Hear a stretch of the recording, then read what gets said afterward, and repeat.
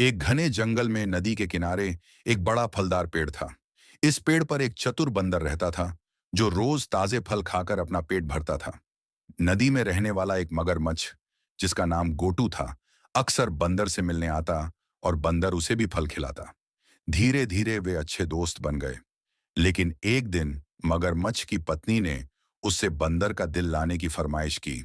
वह कहती थी, अगर बंदर इतने रसीले फल खाता है तो उसका दिल भी बहुत स्वादिष्ट होगा। मगरमच्छ अपनी पत्नी की बात सुनकर दुविधा में पड़ गया।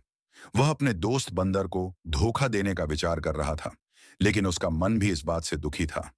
अगले दिन मगरमच्छ ने बंदर को अपनी पत्नी से मिलवाने का बहाना बनाकर नदी के पार आमंत्रित किया। बंदर, जो स्वभाव से भोला और दयालु था, तुरंत तैयार हो गया।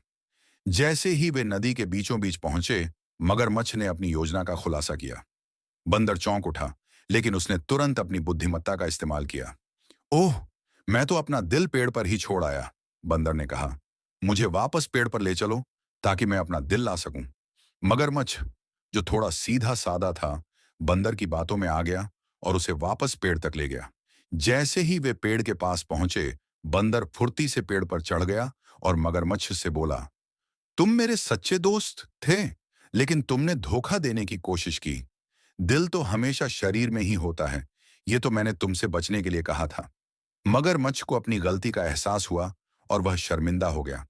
उसने बंदर से माफी मांगी और वादा किया कि वह फिर कभी धोखा नहीं देगा। बंदर ने मगरमच्छ को माफ कर दिया, लेकिन उसने सावधानी बरतने का फैसला किया। नैतिक शिक्षा यह कहानी हमें सिखाती है कि धोखा देना कभी भी उचित नहीं होता और सच्ची दोस्ती का महत्व बहुमूल्य होता है।